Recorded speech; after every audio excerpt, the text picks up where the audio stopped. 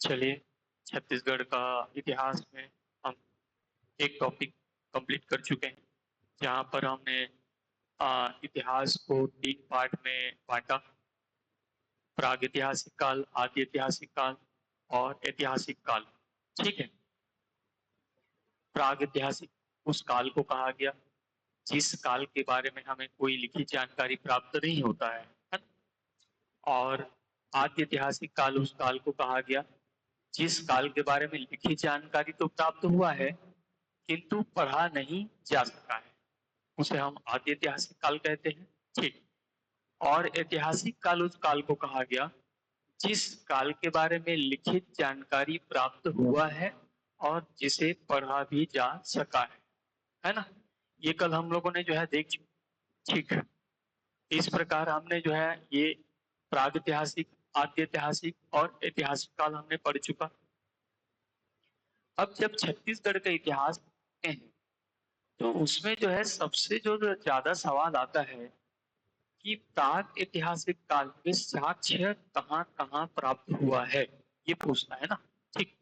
तो प्राग ऐतिहासिक काल को हम पूरा पाषाण काल या पूर्व पाषाण काल, मध्य पाषाण काल, उत्तर पाषाण काल, नव पाषाण काल और महापाषाण काल के रूप में बांटते हैं।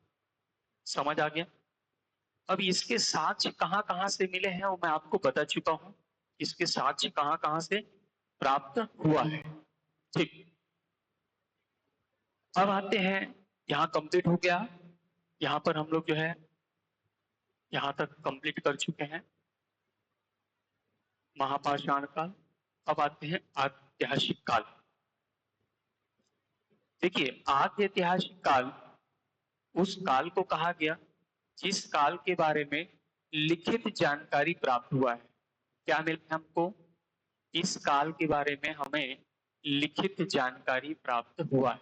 ठीक है। लिखित जानकारी प्राप्त हुआ है। देखिए, लिखित जानकारी प्राप्त हुआ है लेकिन पढ़ा नहीं जा सका है। पढ़ा नहीं जा सका है। और उसका कारण क्या है? क्योंकि इस काल की जो लिपि थी वो किस प्रकार की लिपि हम देखते हैं। तो इस काल की लिपि जो है एक प्रकार के भाव चित्रात्मक लिपि था। कैसा लिपि था? भाव चित्रात्मक लिपि देखते हैं। अगर आप देखोगे तो इनकी लिपि इस प्रकार है ना, ये ऐसा लिपि था इनका। इस प्रकार इनकी लिपि हमको देखने को मिलता है। भाव चित्रात्मक लिपि बोलते हैं या पिक्टोग्राफ लिपि भी बोलते हैं। समझ आ गया? देखिए, अब ये है कि आदि ऐतिहासिक काल के उदाहरण में सिंधु घाटी सभ्यता आती है। कौन सी सभ्यता आती है? सिंधु घाटी सभ्यता। ठीक। या इसको हड़प्पा संस्कृति भी बोलते हैं, है ना? क्या बोलते हैं इसको? हड़प्पा संस्कृति आती है। ठीक, समझ आ गया? तो सिंधु घाटी सभ्यता या हड़प्पा संस्कृति का जो काल समय है उस सब भी हम आदि ऐतिहासिक काल में रखते हैं। जो ये है ना 2500 ईसा पूर्व से लेकर 1500 ईसा पूर्व तक इस काल की गणना की गई है। अब देखिए, जब हम देखते हैं कि सिंधु घाटी सभ्यता का विस्तार कहां से कहां तक था। ठीक। विस्तार अगर हम देखते हैं तो याद होगा जम्मू कश्मीर का जो है मांडा जिला। जम्मू कश्मीर का कौन सा जिला? मांडा जिला। उत्तर में जम्मू कश्मीर का मांडा जिला। दक्षिण में देखते हैं तो तैमाबाद। ठीक, महाराष्ट्र का तैमाबाद, नर्मदा घाटी का तैमाबाद। पूर्व में देखते हैं तो उत्तर प्रदेश का आलमगीरपुर। आलमगीरपुर। ठीक। आलमगीरपुर उत्तर में हम देखते हैं तो आलमगीरपुर, यहां तक विस्तार था। दक्षिण में इसका विस्तार देखते हैं तो सुध कांगेडोर। सुध कांगेडोर ये आपके पाकिस्तान का बलूचिस्तान क्षेत्र में आएगा, है ना? तो ये आप समझ रहे हो आप कि सिंधु घाटी सभ्यता का विस्तार अगर हम देखते हैं तो उत्तर उत्तर में जो है इस प्रकार इसका विस्तार था, त्रिभुजाकार में। कैसा विस्तार था? एक प्रकार की त्रिभुजाकार में इनका विस्तार था। ठीक है, ये अब इसको इस प्रकार में करता हूँ, त्रिभुजाकार। समझ आ गया? अगर हम सिंधु घाटी सभ्यता को हम देखते हैं तो इसका विस्तार इस प्रकार त्रिभुजाकार में था। तो क्या हड़प्पा सभ्यता में या सिंधु घाटी सभ्यता में छत्तीसगढ़ की जानकारी प्राप्त होता है? क्योंकि छत्तीसगढ़ आप यहाँ देखते हो आप, ठीक है, ये इस प्रकार छत्तीसगढ़ देख लेते हैं आप, ये इस प्रकार मान लेते हैं छत्तीसगढ़, है ना? तो छत्तीसगढ़ यहाँ पर है, तो सिंधु घाटी सभ्यता का विस्तार इधर हुआ ही नहीं था। इसीलिए सिंधु घाटी सभ्यता के समय में जो है या उस काल में हमारे छत्तीसगढ़ की जो है कोई भी जानकारी प्राप्त नहीं होता, या सिंधु घाटी सभ्यता के साक्ष्य प्राप्त नहीं होते। किस काल में? आपके आद्य ऐतिहासिक काल के इतिहास में। कितना समझ आ गया? ठीक, तो ये आपका जानेंगे आप, इतना डिटेल में आपको जो है समझ आ गया होगा कि प्राग ऐतिहासिक काल के बाद जो आएगा आद्य ऐतिहासिक काल, जिस काल के बारे में लिखित जानकारी तो प्राप्त हुआ है लेकिन पढ़ा नहीं जा सका है।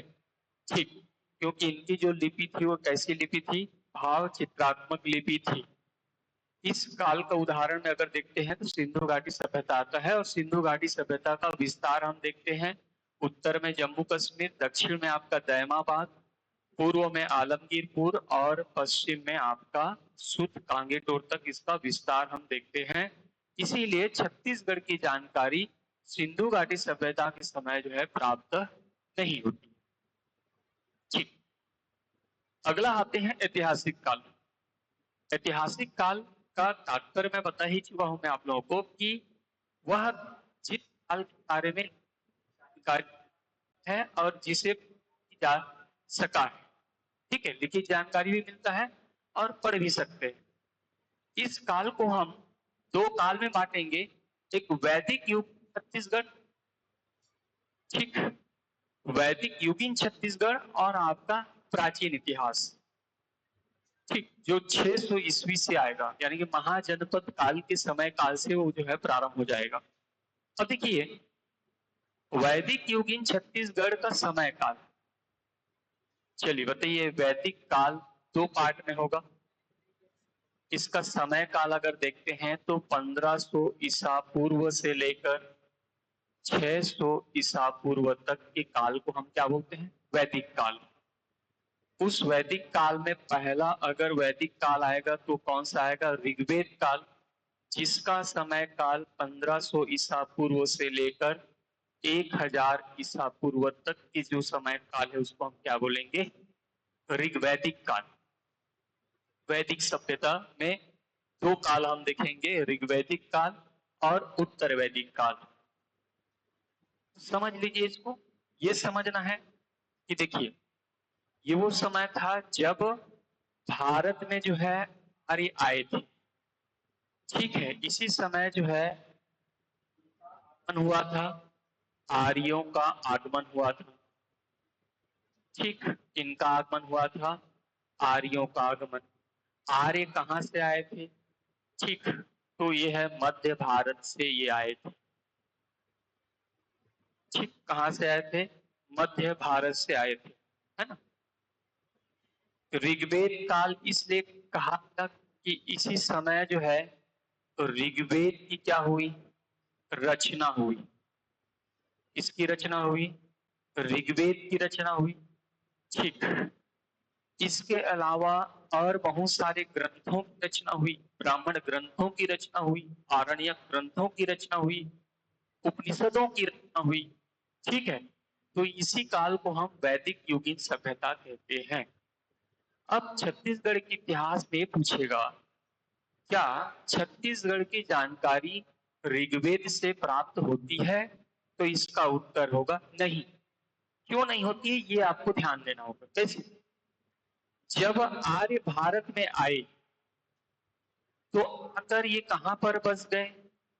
ये सप्त सिंधु प्रदेश में आकर बस गए। कहां पर आके बस गए? सप्त सिंधु प्रदेश में आकर ये बस गए। सप्त सिंधु प्रदेश किसे कहते हैं? देखिए, सिंधु नदी और सिंधु नदी की जितनी सहायक नदियां थी, सिंधु नदी और सिंधु नदी की सहायक नदियों के स्थान को ही क्या कहा गया? सप्त सिंधु प्रदेश कहा गया। एक देख लीजिए यहां पर, ये आपका कौन सी नदी हो गया? सिंधु नदी हो गया।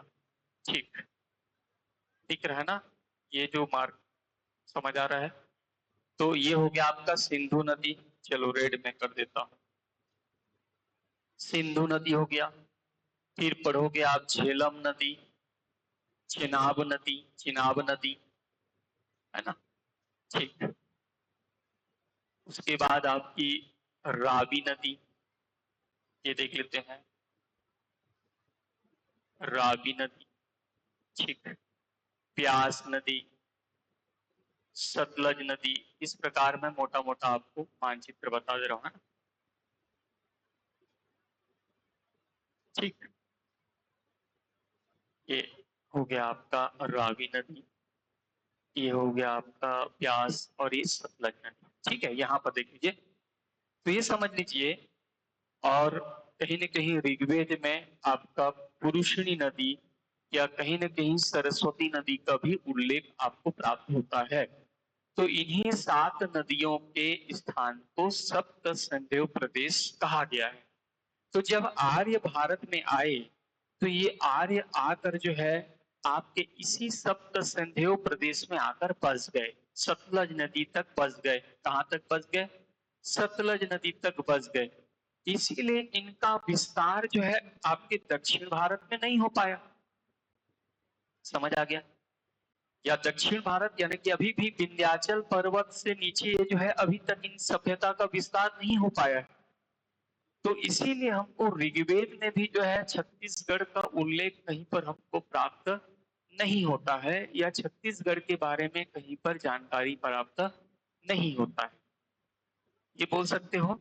समझ आ गया इतना कि वैदिक सभ्यता में ऋग्वेद काल में क्या छत्तीसगढ़ की जानकारी प्राप्त होती है? तो नहीं होती है। क्यों नहीं होती है? उसका कारण है क्योंकि आर्यों का विस्तार सतलज नदी से नीचे नहीं हो पाया था। इसलिए हमको इस सभ्यता के बारे में इस समय छत्तीसगढ़ की जो है जानकारी प्राप्त नहीं होती। उत्तर वैदिक काल देख लेते हैं। देखिए, उत्तर वैदिक काल का समय काल 1000 ईसा पूर्व से लेकर 600 ईसा पूर्व मानते, ठीक, जहां पर बहुत सारे ग्रंथों की रचना हुई, उपनिषदों की रचना हुई, आरण्यक ग्रंथों की रचना हुई, ब्राह्मण ग्रंथों की रचना हुई। ठीक, समझ आ गया? तो उत्तर वैदिक में जो है, अब आर्य जो है सतलज नदी से यमुना और गंडक तक पहुंच गए थे। गंडक नदी तक इनका विस्तार हो चुका था। अब आर्य कहां तक पहुंच गए थे? ये देख लीजिए, मान लीजिए सतलज नदी हो गया ये, है ना? ठीक। और ये आपका गंगा नदी हो गया, ये यमुना नदी हो गया, ये गंडक नदी हो गया। ठीक। तो अब ये समझ लीजिए कि आर्यों का विस्तार सतलज नदी से होकर, ये सतलज नदी से इनका विस्तार कहां तक आ गया था? इस प्रकार गंडक तक पहुंच गया था, गंडक नदी तक इनका विस्तार पहुंच गया था। अब आर्य यहाँ आपके उत्तर भारत में पहुंच गए थे, लेकिन अभी भी आर्य जो है कहीं ना कहीं विंध्याचल पार नहीं कर पाए थे। इसीलिए उत्तर वैदिक काल में भी जो है जानकारी प्राप्त छत्तीसगढ़ की नहीं होती है। समझ आ गया? तो उत्तर वैदिक काल में छत्तीसगढ़ की जानकारी प्राप्त नहीं होती है।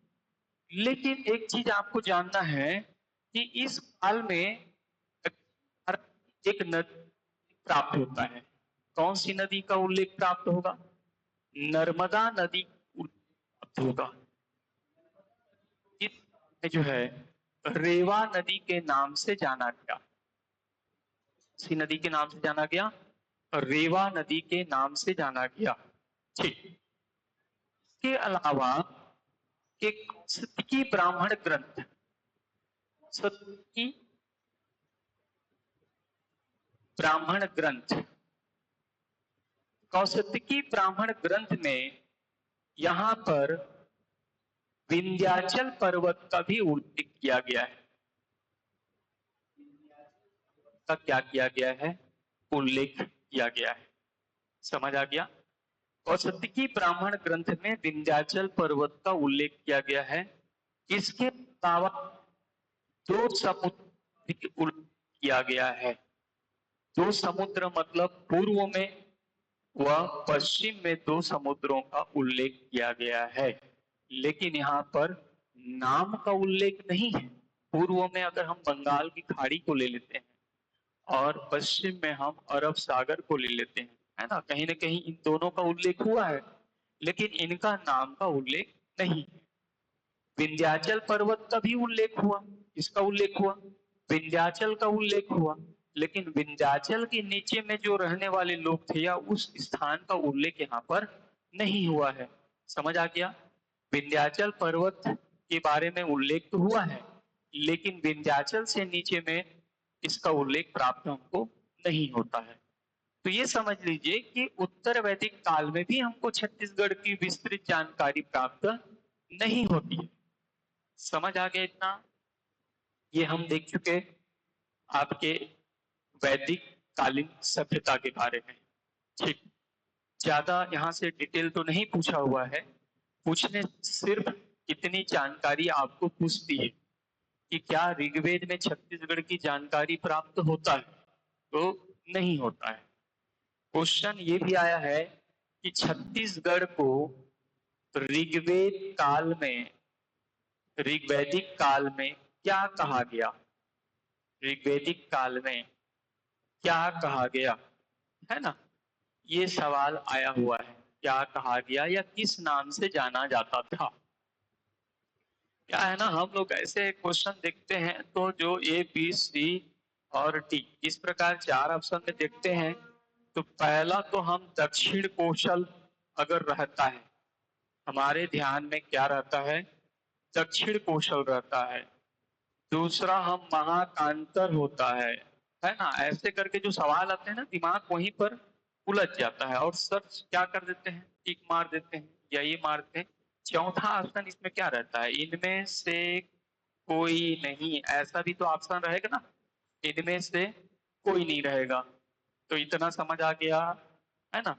ध्यान देना, ऋग्वेद काल में छत्तीसगढ़ को और किसी नाम से नहीं जाना जाता था या छत्तीसगढ़ का तो उल्लेख ही नहीं हुआ था। ठीक है, न तो आपके उत्तर वैदिक काल में जानकारी प्राप्त होती है या उत्तर वैदिक काल के साक्ष्य छत्तीसगढ़ में कहीं से प्राप्त नहीं होते। अब आते हैं पौराणिक काल, है ना? पुराण देखते हैं, महाकाव्य देखते हैं। कितने महाकाव्य हैं? दो है ना? ठीक है, रामायण और महाभारत। तो पौराणिक काल में क्या छत्तीसगढ़ का उल्लेख प्राप्त होता है? बिल्कुल होगा, है ना? अब क्यों होगा ये समझना होगा आपको। देखिए, सबसे पहले तो हमारा पहला महाकाव्य है रामायण काल। रामायण काल की जो कहानी है, रामायण काल की जो ग्रंथ है ना, रामायण काल के बारे में जब हम पढ़ते हैं तो ये विशेष करके हम त्रेता युग की जानकारी पढ़ते हैं। त्रेता युग में मर्यादा पुरुषोत्तम श्री राम की जो गाथा है उसे हम पढ़ते हैं। श्री राम की जो गाथा है उसे हम पढ़ते हैं। ठीक, समझ आ गया इतना? अब इसकी रचना जो है लगभग ये मानते हैं कि 600 ईसा पूर्व के आसपास, 600 ईसा पूर्व के आसपास हुई थी, ये मानते हैं ना, याद रखना। लगभग मैं बोल रहा हूँ, एग्जैक्ट डेट तारीख नहीं है। तो ये जो रचना है वो आपके 600 ईसा पूर्व के आसपास हुई थी। ठीक, कथा है, पौराणिक कथा है। इसमें 7 अध्याय। ठीक, कितने अध्याय हैं? 7 अध्याय। क्या बोलते हैं इसको? 7 कांड बोल देते हो आप, है ना? 7 अध्याय है या 7 कांड बोलते हैं। ठीक, तो ये 7 अध्याय श्लोक लगभग जो है कितने हैं, 24,000 तक श्लोक आपको मिलेंगे, जिसकी रचना वाल्मीकि जी द्वारा किया गया। जब आप छत्तीसगढ़ पढ़ते हो तो देखते हो कि वाल्मीकि ऋषि का आश्रम, तो आपको है ना, पढ़े हो ना कि बलौदा बाजार के तुतुरिया जो स्थान है वहां पर वाल्मीकि ऋषि का आश्रम था। वहीं से वाल्मीकि ऋषि ने आपकी रामायण का जो महाकाव्य है उसकी रचना किया है, जहां पर श्री रामचंद्र जी के बारे में विस्तृत अध्ययन आपको या विस्तृत जानकारी आपको देते हैं अपने 7 अध्यायों में। तो ये पौराणिक युग है, और ये समझ लीजिए कि इस काल में हमको और क्या क्या जानकारी प्राप्त होता है रामायण काल में। ठीक, देखिए सबसे पहले रामायण काल का एक कौशल खंड नामक ग्रंथ है। कौन सा ग्रंथ?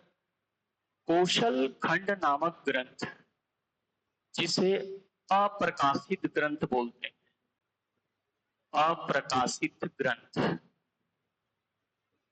जहां पर उल्लेख है कि विंध्याचल पर्वत के दक्षिण पर कौशल नामक राजा का शासन था। किसका शासन था? कौशल नामक राजा का शासन था। इसी कारण इस क्षेत्र को कौशल साम्राज्य कहा गया। क्या कहा गया? कौशल साम्राज्य कहा गया, अर्थात दक्षिण कौशल के नाम से जाना गया। ठीक, क्या कहा गया? दक्षिण कौशल के नाम से जाना गया। इसी कौशल साम्राज्य का एक राजा हुए भानुमंत। भानुमंत, और भानुमंत पुत्री थी, था भानुमति। क्या नाम था? भानुमति। अब यही भानुमति का विवाह होगा राजा दशरथ से। इनका विवाह किससे होगा? राजा दशरथ। ठीक, इनसे इनका विवाह होता है, राजा दशरथ से इनका विवाह होता है। समझ आ गया? अच्छा, राजा दशरथ उत्तर कौशल के राजा थे। ये कहाँ के राजा थे?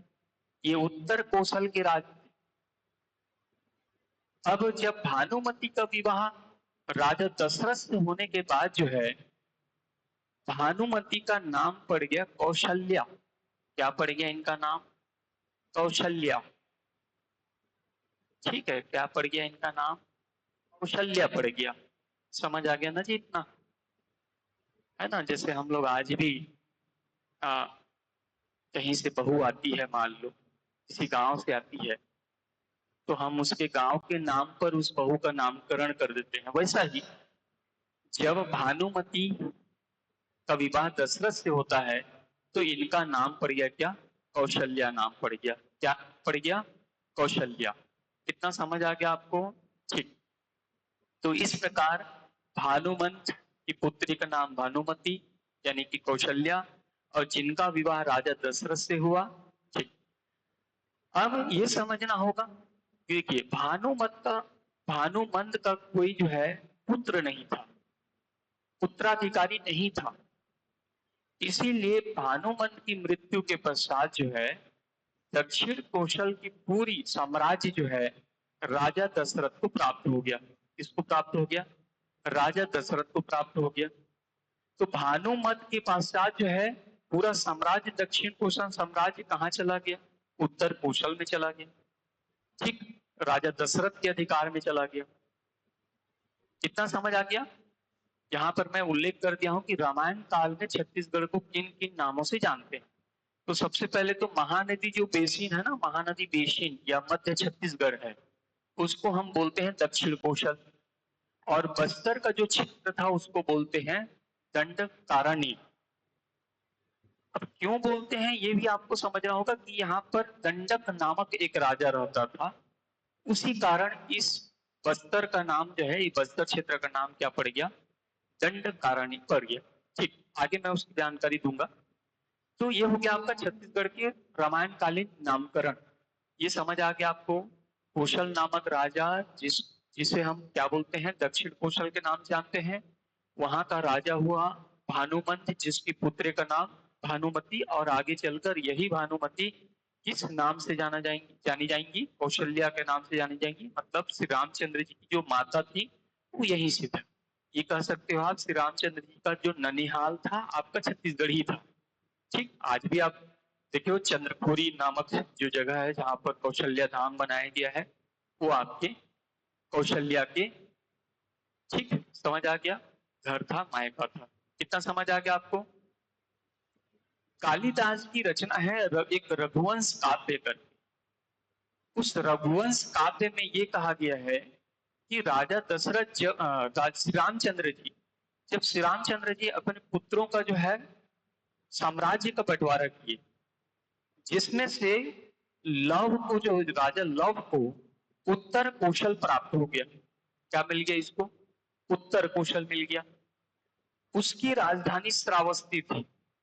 यही श्रावस्ती आगे चलकर आपको अयोध्या के नाम से भी जानते हो आप। इस नाम से जानते हो, अयोध्या के नाम से, जो सरयू नदी के आसपास, सरयू नदी के किनारे में बसा हुआ है। ठीक, तो लव को क्या मिल गया? उत्तर कौशल मिल गया। कुश को मिल गया दक्षिण कौशल। किसको मिल गया? राजा कुश को प्राप्त हो गया। राजा कुश को, पता है ना आपको, श्री रामचंद्र जी के दो पुत्र थे, लव और कुश। तो लव को क्या मिल गया? उत्तर कौशल। कुश को क्या मिल गया? दक्षिण कौशल। अब दक्षिण कौशल की राजधानी क्या थी? कुश स्थली। इसकी राजधानी किसको बनाया गया? कुश स्थली। इतनी जानकारी हमको कालिदास के रघुवंश नामक काव्य में हमको प्राप्त होता है। ठीक है, कालिदास पढ़ेंगे हम लोग, कालिदास के बारे में पढ़ेंगे। जानते हो आप, ये आपकी गुप्तकालीन महान कवि थे, है ना? समझ आ गया होगा आपको, जितनी जानकारी समझ गए होगे कि भाई लव और कुश के बारे में समझ आ गया।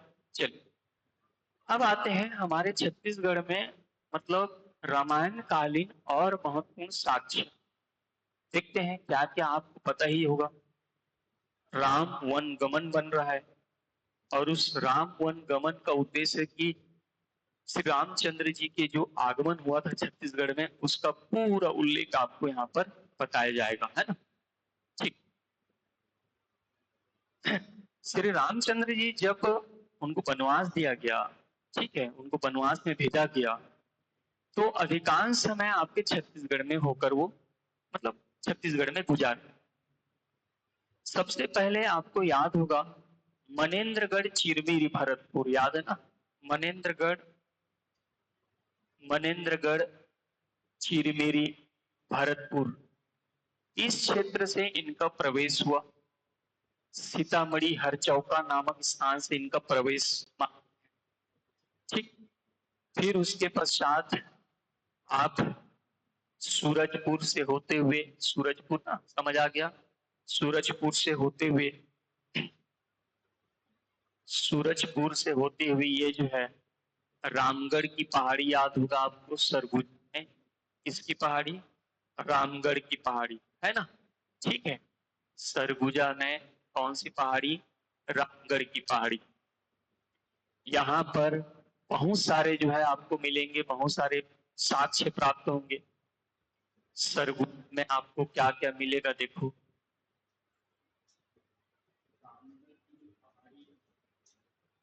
इस रामगढ़ की पहाड़ी में हमको सीता बेंगरा मिलेगा। क्या मिलेगा? सीता बेंगरा मिलेगा। यहीं पर हमको लक्ष्मण बेंगरा मिलेगा। क्या मिलेगा? लक्ष्मण बेंगरा। बेंगरा मतलब गुफा होता है ना, याद रखना। यहीं पर हमको सीता कुंड मिलेगा, है ना? सीता कुंड मिलेगा। क्या मिलेगा? सीता कुंड मिलेगा यहीं से हमको, यहीं पर। ठीक, तो सीता बेंगरा हो गया, लक्ष्मण बेंगरा हो गया, सीता कुंड हो गया। किष्किंधा पर्वत की भी जानकारी हमको यहीं से प्राप्त होगा। किष्किंधा, ठीक है, किष्किंधा पर्वत है। किष्किंधा पर्वत के बारे में आप जानते हो, किष्किंधा पर्वत आपको यहीं पर प्राप्त होगा। तो ये सब रामगढ़ की पहाड़ी यहीं पर मिलेगा। यहीं पर आपको सीता बेंगरा, आपको पता है, एक प्राचीनतम नाट्यशाला है है ना, प्राचीनतम नाट्यशाला या विश्व की सबसे प्राचीन नाट्यशाला, है ना, एक मंडप कह सकते हो, ये आपके सीता बेंगरा में है। लक्ष्मण बेंगरा सीता कुंड किष्किंधा पर्वत आपके सरगुजा के रामगढ़ की पहाड़ी से प्राप्त होगा, है ना। क्लियर हो गया इतना। थोड़ा आगे बढ़ते हैं उनके आगमन को लेकर, तो रायगढ़ में पहुंचते हैं। रायगढ़ में आपके यहाँ पर रायगढ़ में क्या राम झरना मिलेगा, ये रायगढ़ के भूपदेवपुर के आसपास आपको मिलेगा, राम झरना मिलेगा, है ना। ठीक। उसके बाद हम जब जांजगीर चांपा पहुंचते हैं, तो यहाँ पर हमको दो तीन जानकारियां मिलेगा। एक तो खरौद में हमको जानकारी मिलेगा। कहाँ पर? खरौद में। खरौद में हमको यहाँ पर खरदूषण, ठीक है, खरदूषण का वध, राक्षस है ना, खरदूषण का वध की जानकारी प्राप्त होगी। खरौद उसी के नाम से जो है ये बना है, छत्तीसगढ़ की काशी कहा जाता है खरौद को, याद रखना। ठीक। शिवरी नारायण, हम चांपा में शिवरी नारायण की बात करते हैं, तो जहां पर सबरी माता का जो है आश्रम मिलेगा। सबरी माता, समझ आ गया ना, सबरी माता कौन थी जानते हो ना? सबरी माता, है ना, जो भगवान श्री रामचंद्र जी को जूठे पेड़ खिलाए थे, है ना, बहुत दिनों से उनकी प्रतीक्षा कर रही थी। तो सबरी माता का आश्रम हमको कहाँ मिलता है? आपके शिवरी नारायण से प्राप्त होता है। ये जानकारी हो गया आपको? ठीक, समझ आ गया इतना। इसके अलावा और जब हम आगे बढ़ते हैं, है ना, आगे देखते हैं, तो आपकी बलौदा बाजार में देखते हैं। बलौदा बाजार में, ठीक है, बलौदा बाजार में क्या क्या जानकारी मिलेगा आपको, चलिए बताइए। बलौदा बाजार में देखिए, बलौदा बाजार में एक तुरतुरिया है। क्या है? तुरतुरिया। ठीक। जहां पर वाल्मीकि ऋषि का आश्रम हमको मिलता है। क्या मिलेगा? वाल्मीकि ऋषि का आश्रम हमको यहीं से प्राप्त होता है। ठीक है। अब यहाँ से तुतुरिया में एक और चीज जानकारी, जहां पर लौ कुश की जो है क्या हुआ था? जन्म हुआ था। इनका जन्म हुआ था, लौ कुश का जो है जन्म हुआ था, है ना। ये भी हम देखते हैं। जब माता सीता को भेज दिया गया, जब उनको जंगल की तरफ फिर भेज दिया गया, तो माता सीता वाल्मीकि ऋषि के आश्रम में आश्रय लेती हैं, जहां पर लव कुश का क्या होता है? जन्म होता है। ये हम जानकारी देखते हैं। ठीक, समझ आ गया। उसके अलावा जब हम आपके राजिम पहुंचते हैं, ठीक है, या राजिम, जहां पर त्याग हो गया। ठीक। रायपुर, चलो रायपुर को देख लेते हैं। रायपुर में आपको याद है चंद्रपुरी, है ना। चंदखुरी में कौशल्या धाम बना है। क्या बना है? कौशल्या धाम बना है। ठीक। जहां पर कौशल्या का मायका कहा जाता है, ये हम जानकारी कहाँ देखते हैं? रायपुर में देखते हैं। इसके अलावा जब हम धमतरी का सिहावा पर्वत देखते हैं, सिहावा पर्वत में देखते हैं, कहाँ है ये? धमतरी में। जहां पर हमको ये श्रृंगी ऋषि का आश्रम, है ना, ठीक, श्रृंगी ऋषि का आश्रम हम देखते हैं। श्रृंगी ऋषि का आश्रम हम देखते हैं यहाँ पर, जहां पर श्री रामचंद्र जी ने बहुत सारे ऋषि मुनियों से मेल मेल किए थे, है ना, भेंट किए थे। उसकी जानकारी हम यहाँ से हम देखते हैं। ठीक, समझ आ गया। आगे चलकर हम जब कांकेर पहुंचते हैं, तो कांकेर देखते हैं कि जो है यहाँ पर जानकारी प्राप्त होता है, जहाँ देखा, सीता हरण की जानकारी हमको प्राप्त होती है ना। ठीक। इस प्रकार जब हम राम वनगमन को देखते हैं, तो राम वनगमन में आप जो है आपके सुकमा जो है, सुकमा की कोंटा में एक राम, ठीक है, रामा राम मेला जहाँ पर लगता है, वहां तक आपके राम वनगमन में हम एक एक चीज को भगवान श्री रामचंद्र जी के, ठीक है, वनवास के दौरान जहां जहां उन्होंने गए उसकी जानकारी हम छत्तीसगढ़ से, है ना, प्राप्त होती है। ये पुराणों में उल्लेख किया गया है। इतना समझ आ गया होगा आपको कि हमारे छत्तीसगढ़ में पौराणिक गाथाओं में हमारे छत्तीसगढ़ का उल्लेख प्राप्त होता है। ठीक, आगे हम देखेंगे आपके दूसरा महाकाव्य महाभारत काल, जहां पर अलग अलग साक्ष्य हमको प्राप्त है, उस जानकारी देखेंगे। ठीक है, इतना समझ गए आप? इतना समझ गए ना? ठीक। तो अगर आप लोगों ने इसके पहले जो क्लास नहीं देखी है उसको आप देखिए यूट्यूब चैनल पर, है ना, वहां पर वॉच कीजिए। ठीक है, लाइक कीजिए और सब्सक्राइब कीजिए। चलिए, ठीक है।